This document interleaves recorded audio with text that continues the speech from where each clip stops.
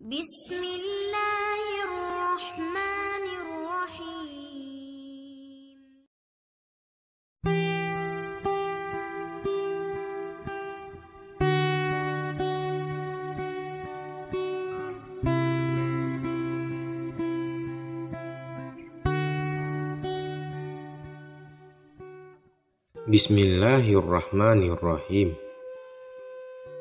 Assalamualaikum warahmatullahi wabarakatuh.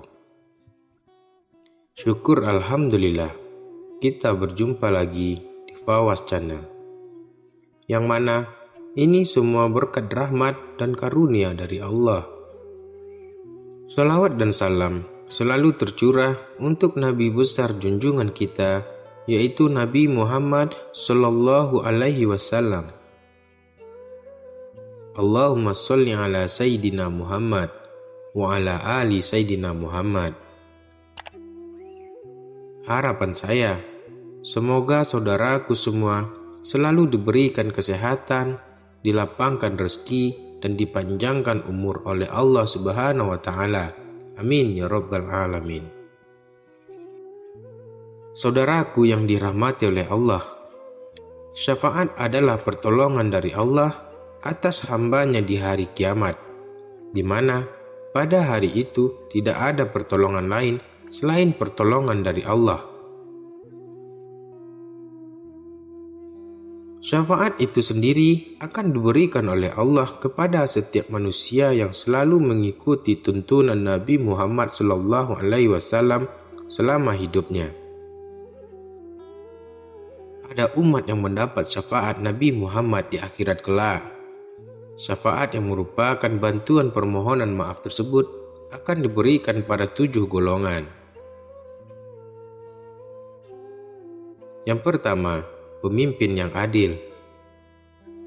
Orang-orang yang adil kelak di akhirat akan mendapatkan derajat yang begitu tinggi di sisi Allah.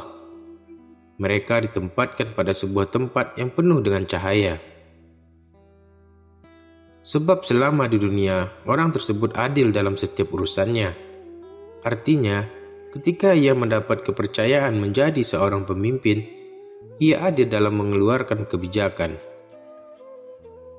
Ketika ia adalah seorang hakim, maka ia adil dalam memutuskan perkara. Ketika ia seorang suami, ia adil pada istri dan anak-anaknya. Rasulullah bersabda, lebih utamanya manusia di sisi Allah derajatnya di hari kiamat itu seorang pemimpin yang adil, yang lemah lembut. Dan seburuk-buruknya hamba di sisi Allah derajatnya di hari kiamat yaitu pemimpin yang zalim, yang kasar. Hadis riwayat Tabrani. Yang kedua, pemuda yang rajin beribadah kepada Allah. Dikala banyak godaan yang dihadapi, namun seorang pemuda lebih memilih tetap tekun beribadah kepada Allah, maka niscaya orang tersebut akan mendapatkan syafaat dari Allah Subhanahu wa Ta'ala. Agama Islam sangat memberikan perhatian besar kepada upaya perbaikan mental para pemuda, karena generasi muda hari ini adalah para pemeran utama di masa mendatang, dan mereka adalah pondasi yang menopang masa depan umat ini. Rasulullah Shallallahu Alaihi Wasallam bersabda, sesungguhnya Allah Ta'ala benar-benar kagum terhadap seorang pemuda yang tidak memiliki syahwat. Yang ketiga, orang yang selalu terikat hatinya dengan masjid. Cara mendapatkan syafaat Nabi Muhammad selanjutnya, yaitu dengan senantiasa memakmurkan masjid. Sebagai muslim, harus erat hubungan dengan masjid.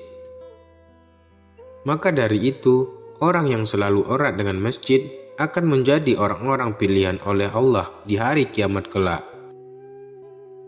Rasulullah bersabda, barang siapa yang mencintai masjid, maka Allah mencintainya. Hadis riwayat Tabrani. Yang keempat, 2 orang yang saling menyayangi karena Allah. Mencintai saudara kita sebagaimana mencintai diri kita sendiri adalah tanda bukti iman yang sempurna, yakni saudara seiman tanpa mengkhususkan antara yang satu dengan yang lain. Islam sebagai agama yang penuh dengan kasih sayang tercermin dalam setiap ajaran yang diberikan kepada para umatnya. Rasulullah Shallallahu Alaihi Wasallam bersabda, orang-orang yang saling berkasih sayang akan disayang oleh Zat yang Maha Penyayang. Maka sayangilah penduduk bumi, maka Allah yang berada di atas langit akan menyayangimu. Hadis riwayat Abu Daud. Yang kelima, lelaki yang menolak ajakan berzina. Umat yang juga mendapat syafaat Nabi Muhammad SAW di hari kiamat kelak adalah seorang yang diajak berzina oleh seorang wanita lalu menolaknya karena takut atas kemurkaan Allah. Apabila seorang wanita yang memiliki kecantikan mengajak kepada perkara yang jelek dan lelaki tersebut enggan karena takut kepada Allah, maka dia telah melakukan kebaikan dan dia mendapatkan pahala, keutamaan, serta kebaikan dari Allah.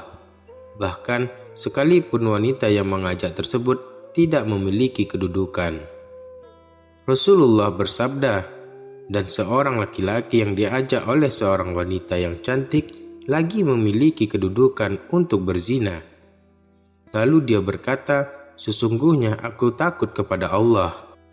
Hadis riwayat Bukhari dan Muslim. Yang keenam, orang yang menyembunyikan sedekahnya. Menyembunyikan dan menutup-nutupi sedekah diumpamakan tangan kirinya seolah-olah tidak mengetahui apa yang diberikan oleh tangan kanannya.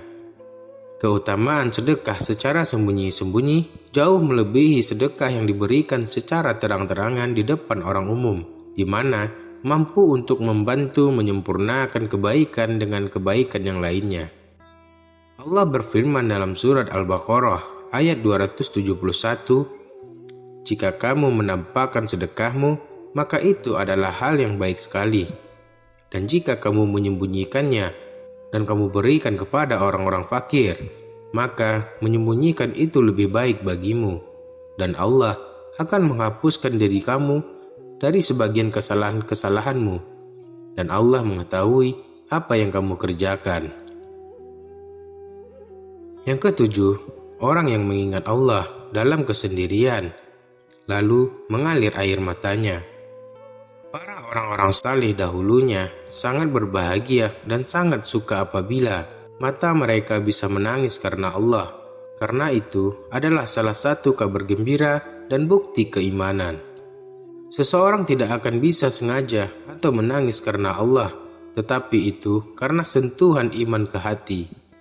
Rasulullah bersabda, ada dua buah mata yang tidak akan tersentuh api neraka. Mata yang menangis karena merasa takut kepada Allah, dan mata yang berjaga-jaga di malam hari karena menjaga pertahanan kaum muslimin dalam jihad di jalan Allah. Hadis riwayat Tirmizi. Salah satu waktu bahagia adalah ketika sendiri dan melakukan muhasabah terhadap diri sendiri, ketika di saat sepi dan berkhalwat bersama Allah.